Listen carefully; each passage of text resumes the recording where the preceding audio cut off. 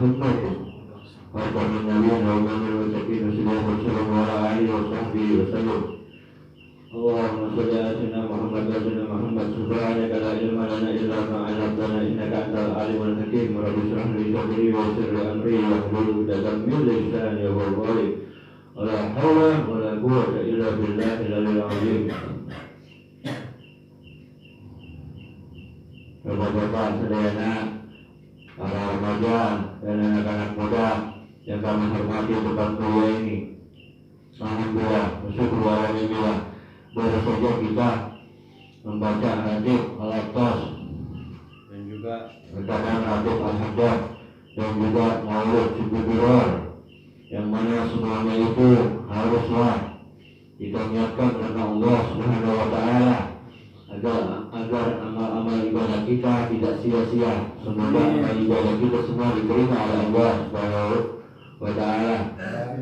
Dosa-dosa kita mudah-mudahan Allah Ta'ala ampuni. Dosa-dosa kedua orang tua kita, kakek nenek kita semua mudah-mudahan Allah Ta'ala ampuni. Dosa-dosa anak-anak, istri-istri kita semua mudah-mudahan Allah Ta'ala ampuni. Amin ya Allah ya Rabbal alamin. Enggak, ini biar ini. Pada saat sekarang ini kita membahas bab sabar. Ya, kenapa? Jadi kita berbicara pakai mikrofonnya ada gunanya. Jadi santai tapi kedengarannya enak, santai. Pertama, sabar adalah hendaklah kita sabar dalam sendi dasar yang harus kau miliki selama engkau hidup di dunia ini. Ya, termasuk sabar itu termasuk akhlak yang mulia, akhlaknya Nabi Muhammad Sallallahu Alaihi Wasallam, dan keutamaan yang agung. Maha benar Allah Ta'ala dalam firman-Nya, A'udzubillahi minasyaitonir rajim. Bismillahirrahmanirrahim. Ya ayyuhalladzina amanu ista'inu bis-sabri was-salah. Innallaha ma'as sabirin. Artinya, wahai orang-orang yang beriman, jadikanlah sabar dan salat sebagai penolongmu. Sesungguhnya Allah Ta'ala beserta orang-orang yang sabar. Surat Al-Quran Surat Al-Baqarah ayat 153. Jadi kehebatan orang-orang sabar Bapak-bapak sekalian, sampai Allah Ta'ala berfirman dalam Al-Quran Surat As-Sajdah ayat 24. Allah Ta'ala berfirman, wa ja'alna minhum a'immatan yahduna bi'amrina lamma sabaru. Dan kami jadikan di antara mereka itu pemimpin-pemimpin yang memberi petunjuk dengan perintah kami ketika mereka sabar. Jadi orang-orang yang sabar itu selalu bersama Allah Jalla Jalaluhu. Hingga kemanapun dia pergi, itu bukan orang lain yang menyetir dia, tetapi Allah Ta'ala yang mengendalikan orang sabar tersebut. Jadi tidak bisa orang lain mempengaruhi dia, tapi Allah Ta'ala yang membimbing dia. Jadi Allah Ta'ala juga berfirman di dalam surat Az-Zumar ayat 10, innama yuwaffas sabiruna ajrahum bighairi hisab. Sesungguhnya hanya orang-orang yang bersabarlah yang dicukupkan pahalanya tanpa batas oleh Allah Jalla Jalaluhu. Rasulullah SAW bersabda, as-sabru amiru qulubil mu'min.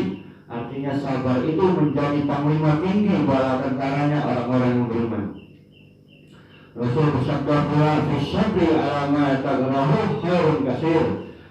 Bersabar atas sesuatu yang kau benci itu mengandung kebaikan yang berlimpah ruah. Dan ketahuilah, sesungguhnya pertolongan itu bersama kesabaran, dan sukacita itu beserta dukacita, serta kemudahan itu beriring bersamaan dengan kesulitan. Al-Hadis Rasulullah SAW. Ketahuilah, apabila kita mempunyai cita-cita, maka cita-cita tersebut dapat diraih dengan sukses bila ia sering mendekatkan diri kepada Allah Subhanahu wa Ta'ala. Realisasikan pendekatan kita kepada Allah dapat dilaksanakan dengan mengikuti yang hak dan menjauhi kebatilan untuk selama-lamanya. Nah, tapi nafsu manusia ditinjau dari faktor asal senantiasa membenci yang hak dan cenderung menjalankan kebatilan. Itu nafsu manusia. Orang yang keinginannya hanya untuk memperoleh kebahagiaan dunia selalu membutuhkan kepada sikap sabar.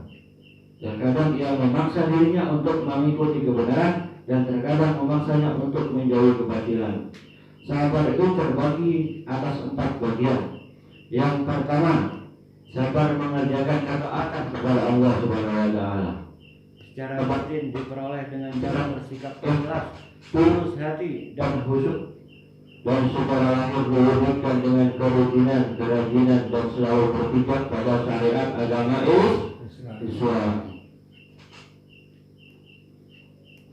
Jadi orang bisa sabar kalau ia ingat janji Allah Ta'ala akan adanya pahala di dunia dan akhirat, maka orang itu insya Allah akan bisa bersabar karena Allah Ta'ala sesungguhnya tidak pernah ingkar janji. Nah, orang-orang sabar akan menuju derajat pendekatan kepada Allah, derajat yang tinggi, sehingga ia mampu merasakan kemanfaatan dan kelezatan dalam melaksanakan ketaatan, dan ia pun akan tenang, kecuali selalu mendekatkan dirinya kepada Allah Subhanahu wa taala. 2. Sabar akan kemaksiatan. Ya. Yes, selalu menjauhi dan meninggalkan perbuatan-perbuatan maksiat. Sedangkan lahiriahnya ia mampu menghilangkan bisikan hati dan kecondongan padanya. Karena awal suatu dosa ialah bisikan hati yang buruk.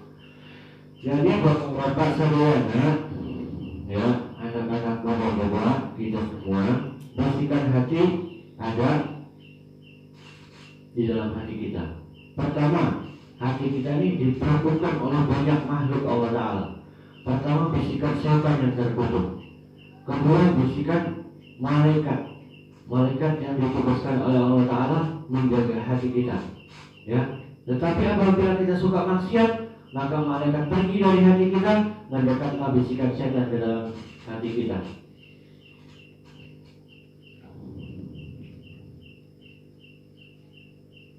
Terus yang ketiga, mengingat dosa-dosa yang telah lalu. Bila akan menimbulkan rasa takut dan sesal, maka lakukanlah. Tetapi bila tidak, maka lebih baik tinggalkan. Hal-hal yang membangkitkan kesabaran ini ialah mengingat ancaman siksa Allah Ta'ala di dunia dan di akhirat. Barang siapa dalam hal ini dapat sabar terus menerus, maka Allah Ta'ala akan memuliakannya, memberikan rasa enggan padanya dalam melaksanakan kemaksiatan, sehingga ia berpendapat lebih baik masuk ke dalam api daripada mengerjakan maksiat walau sedikit pun. Yang keempat, sabar akan segala sesuatu yang tak diinginkan. Ada 2 macam bentuk. Pertama, sesuatu yang datangnya langsung dari Allah tanpa perantara, seperti penyakit, kemalangan, hilangnya harta benda, meninggalnya orang-orang yang mulia dari sanak keluarga dan sahabat. Yang dapat dicapai dalam kesabaran ini secara batin ialah dengan tanpa adanya gerutu, kebosanan, keluhan, menangis yang berteriak-teriak.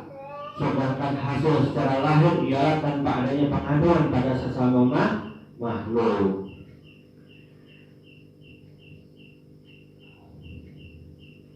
Jadi orang-orang sabar ini beruntung. Alhamdulillah, amin. Mudah-mudahan kita jadikan orang-orang sabar. Amin.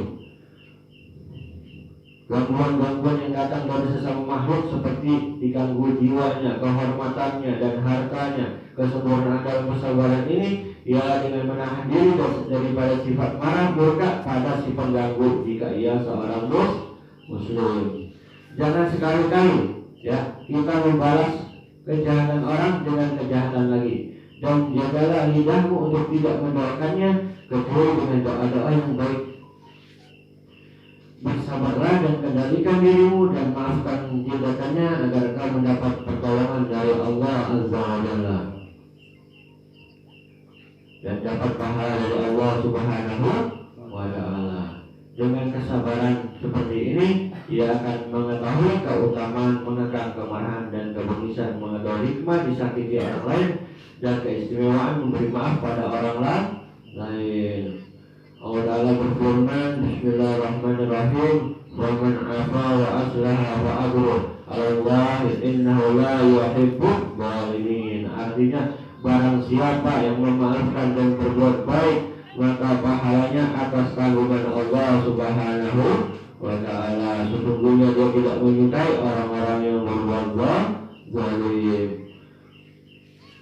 Allah Ta'ala juga berfirman, wa man sabara wa ghafara inna dzalika lamin azmil umur. Artinya, tetapi orang-orang yang bersabar dan memaafkan, sesungguhnya perbuatan yang demikian itu termasuk hal-hal yang diutamakan oleh Allah Subhanahu wa Ta'ala.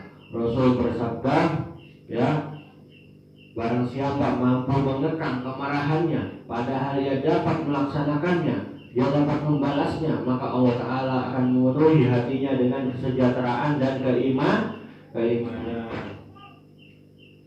Jadi Bapak Saudara, nanti di hari kiamat ada yang manggil, berseru, Yunadi munadin yaumil qiyamah liyakum man azrahu 'ala Allah wa yakumul afuna 'anil nas. Yang mau berseru, berteriak, berkata, silakan berdiri siapa saja orang-orang yang pahalanya atas tanggungan Allah, maka berdirilah orang-orang yang memaafkan kesalahan manusia. Al-Hadis Rasulullah SAW. Siapa saja yang senantiasa sabar di bagian ini, Allah Ta'ala akan memuliakannya dengan akhlak yang mulia, yang merupakan induk keistimewaan dan pemilik kesempurnaan.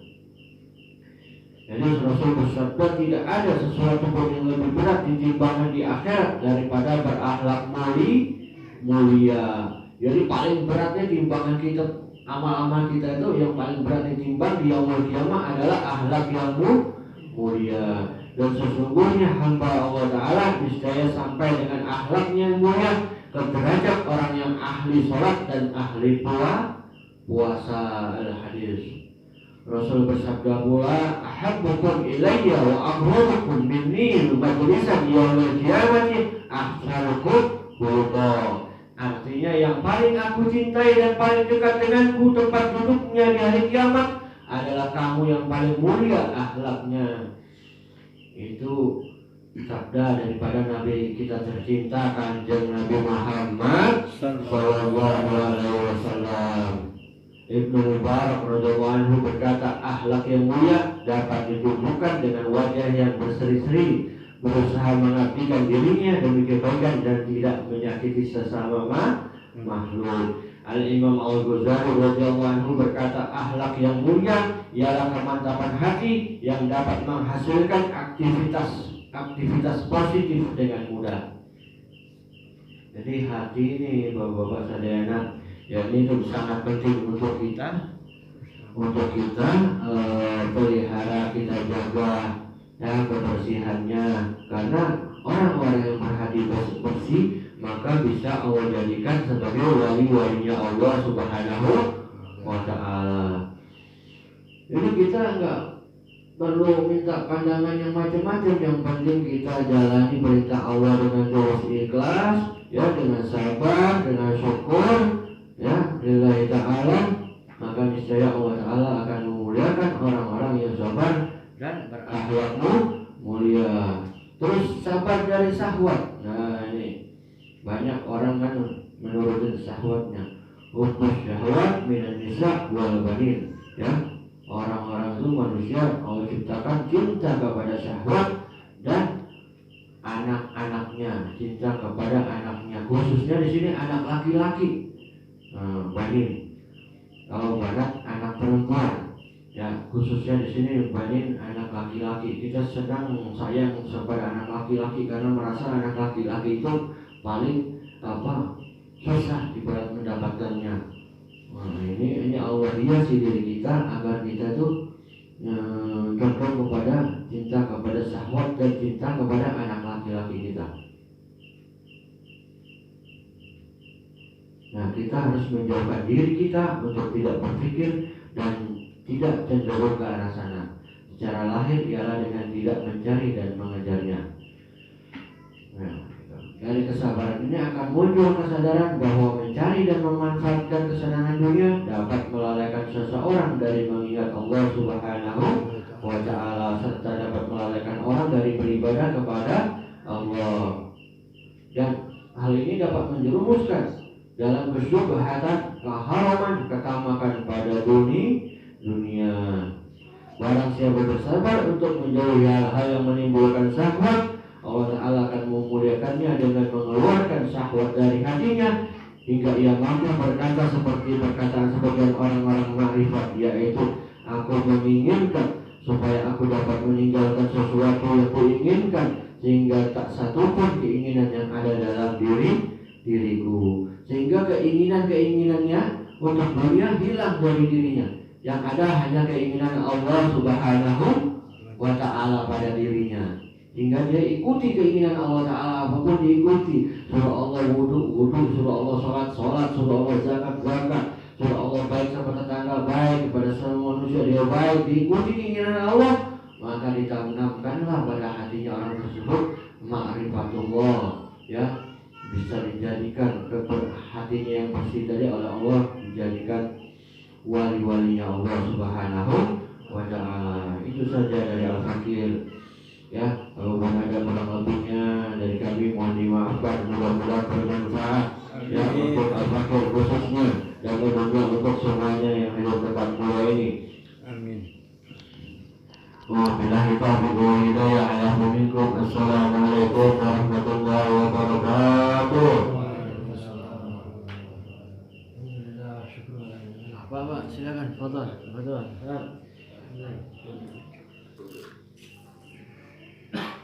Ya Allah.